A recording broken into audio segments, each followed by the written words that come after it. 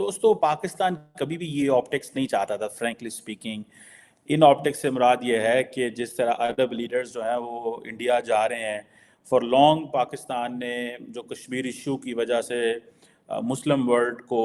की दरमियान और इंडिया के दरमियान एक हेजिटेशन रखी, जो पाकिस्तान ई और इसके अलावा चेक रिपब्लिक की। जैसे कि आप लोग जानते ही हैं कि वाइब्रेंट गुजरात समिट जो है वो चल रही है, और उसमें बताया ये जा रहा है जी, जो आज न्यूज आई है वो ये कि इंडिया और इसके साथ यूएई ने जो है जी एग्रीमेंट साइन किए हैं। और उनके रिलेशंस देखें कितने जबरदस्त हो रहे हैं। आप ये देखिए कि आप जो मुस्लिम उम्मा तो उम्मा का वो जो चुम्मा है वो पता नहीं कहाँ चला गया है, वो अब उनको मिल रहा है। निगरान वज़ीर इत्तलात मुर्तजा सोलंकी ने कहा है कि इंटरनेट के हवाले से तकनीकी मसाइल हैं, इसका सियासत से कोई ताल्लुक नहीं है।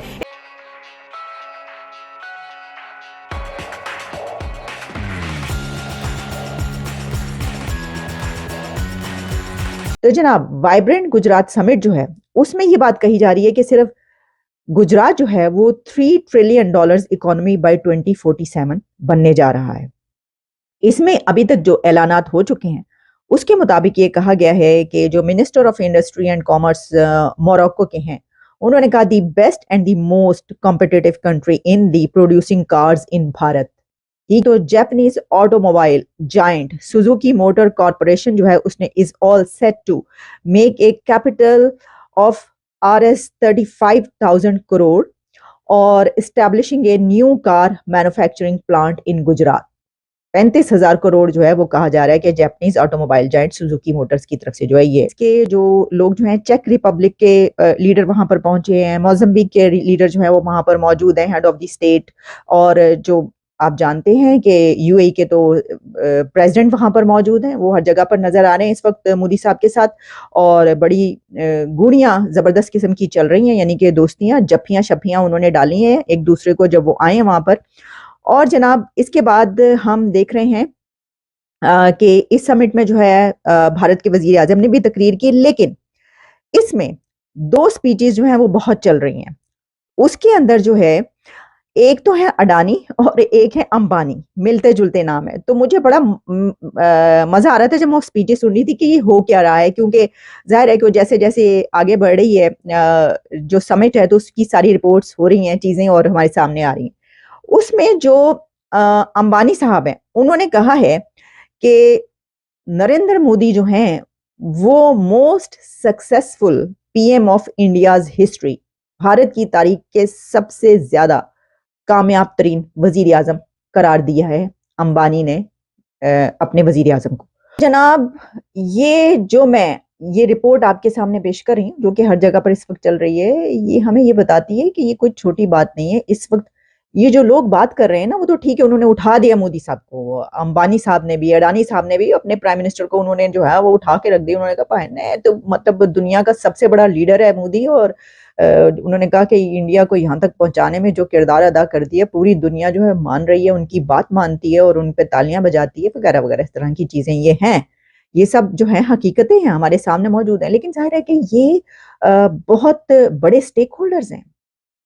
इंडिया 5th लार्जेस्ट इकोनॉमी के सबसे बड़े स्टेक होल्डर्स, ठीक है। तो इनका कहना जाहिर है कि वो ये कह रहे हैं, इससे पता ही चलता है कि वो कह रहे हैं कि हम अपने प्राइम मिनिस्टर के पीछे हैं। और अगर वो अपने प्राइम मिनिस्टर के साथ हैं अपने कंट्री के लिए, जैसे मैंने कहा कि 2 लाख करोड़ जो वो कह रहे हैं हम गुजरात में नेक्स्ट 5 ईयर्स में इन्वेस्टमेंट करेंगे, तो आप देखेंगे कि गुजरात कहाँ पहुंचता है और फिर इंडिया जो है मजीद आगे कहाँ पहुंचता है। कहा जाता है कि नॉर्मली मोहम्मद बिन जायद इतने लंबे चौड़े खिताब नहीं करते, और COP28 पे भी उन्होंने डिस्कशन की थी जो उन्होंने होस्ट किया था, लेकिन कोई ग्लोबल समिट्स पे या इस तरह की जगहों पे वो कोई खिताब नहीं करते। लेकिन नरेंद्र मोदी ने कल जो उनके लिए एक रोड शो अरेंज किया, जब आई थिंक वो एयरपोर्ट से अपने होटल जा रहे थे, और सारे यूएई के जो लीडर्स थे और सारी वो इंडियन जो गुजरात के लोग थे वो सड़कों पे थे, और तासुर ये दिया गया कि देखें, गुजरात के लोगों को ये तासुर दिया गया कि देखो भाई, हम तुम्हारे लिए क्या कर रहे हैं, दुनिया के लीडर्स हम जो है वो गुजरात के अंदर लेके आ गए हैं। और मोहम्मद बिन ज़ायद को लेके आना इस एक बड़ा कदम था फ्रैंकली। उसकी वजह यह है कि मोहम्मद बिन ज़ायद एक तो कुछ MOUs भी साइन हुए हेल्थ में, और पर्टिकुलरली जो ministry of food processing industry है इंडिया की, उसने इन्वेस्टमेंट कॉरपोरेशन फूड पार्क के हवाले से, फूड पार्क्स जो हैं, MOUs नॉर्मली इनकी वैल्यू कोई नहीं होती, but this is sort of, आप कह लें कि एक स्टेप होता है टूवर्ड्स द डायरेक्शन। अभी जैसे पाकिस्तान के वज़ीर आज़म रिसेंटली UAE गए थे तो MOUs ही साइन हुए थे। उन MOUs के ऊपर फिर बाद में मिनिस्ट्रीज काम करती हैं। सो अभी ये जो MOUs साइन हुए हैं इंडिया और UAE के दरमियान, इनमें काम हो भी सकता है और नहीं भी हो सकता, लेकिन टेक्निकली देखा जाए तो इंडिया जिस पैमाने पे इंटरनेशनल लीडर्स को लेके आ रहा है, और ये जो अभी भले वो यूक्रेन के लीडर हों, भले वो UAE के लीडर हों, इन सब को, check Republic, sorry not Ukraine, check Republic के प्राइम मिनिस्टर आए हुए थे, इसी तरह जो है वो मोज़म्बिक के प्रेसिडेंट जो आए हुए थे। सो 4-5 उन्होंने लीडर बुलवाए हैं और उनको ये बताने की कोशिश कर रहे हैं कि भाई वाइब्रेंट गुजरात का क्या मतलब है। जो सबसे इम्पॉर्टेंट चीज़ जिसको मैंने देखा इस सारी वाइब्रेंट गुजरात समिट में, एक तो मोहम्मद बिन ज़ायद का इसमें खिताब बड़ा इम्पॉर्टेंट था। जो दूसरी सबसे इम्पॉर्टेंट चीज़ थी उसमें ये थी कि नरेंद्र मोदी को ब्रदर कहा, इंडिया के साथ उन्होंने कहा स्ट्रॉन्ग टाइज हैं एंड ब्रदर PM मोदी। आपको इस चीज़ की सिग्निफिकेंस होनी चाहिए कि व्हेन अथॉरिटेरियन लीडर्स, अब देखें मोहम्मद बिन ज़ायद जो भी हैं कोई इलेक्टेड रिप्रेजेंटेटिव तो नहीं है, ये वो एक फैमिली है जो रूल कर रही है यूनाइटेड अरब एमिरेट्स को फॉर लॉन्ग। सो जो ब्रदर है वो पाकिस्तान के लीडर्स को भी ब्रदर कहते हैं, लेकिन हमारे जो लीडरशिप है वो ब्रदर तो कहते हैं, लेकिन हम फिर उस ब्रदरहुड का नजायज़ फ़ायदा उठाते हैं। हम फिर अपने लिए फेवर्स मांग लेते हैं, हमारे लीडर्स गाड़ियां मांग लेते हैं, उनको तोहफे आ जाते हैं, ये इशारे देते हैं उनको कि भाई हमें ज़रा हज करवा दें, हमें तोहफे में गाड़ियां दे दें, हमें ख़तरा है तो वो मर्सिडीज़ बेच देंगे। इस तरह की चीज़ें जो है वो होती हैं, तो वो समझते हैं और फिर देन ये चीज़ें चलती हैं। लेकिन on the part of this Narendra Modi, उन्होंने कहा जी ब्रदर PM मोदी। और ये एग्रीमेंट जो है उसके बारे में मैं थोड़ा सा आपको अगर बता सकूं तो उसमें जी health care, development of food parks, इसकी भी बात की जाएगी। उसके बाद रिन्यूएबल एनर्जी, उसके ऊपर काम किया जाएगा, और चेक रिपब्लिक के साथ भी कुछ एग्रीमेंट्स जो है वो साइन किए गए। यानी कि भारत के साथ अगर हम देखें तो चाहे वो सऊदी अरब हो, जो कि आप जानते ही हैं, इससे पहले खैर UAE और सऊदी अरब दोनों ही कश्मीर, जो भारत साइड पे कश्मीर का हिस्सा है, उसमें डेवलपमेंट का काम कर रहे हैं, मॉल्स बना रहे हैं, क्या कुछ कर रहे हैं। और अब ये वाइब्रेंट गुजरात समिट में भी जो इस्लामिक कंट्रीज पहुंची हैं वो भारत के साथ मुख्तलिफ किस्म के एग्रीमेंट साइन कर रहे हैं, और इसका मतलब ये है कि दोनों कंट्रीज मिलकर काम करेंगी। यानी कि वो जो हम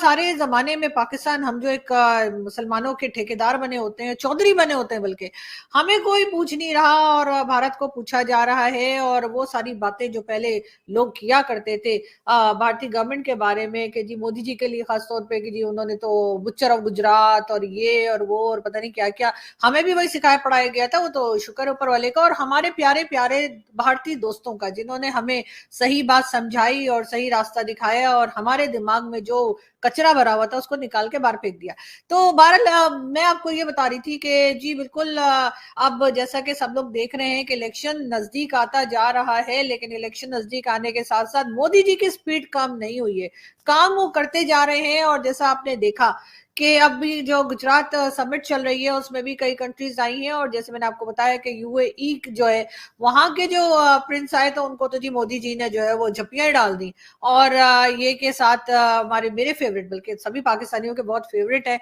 डॉक्टर जयशंकर।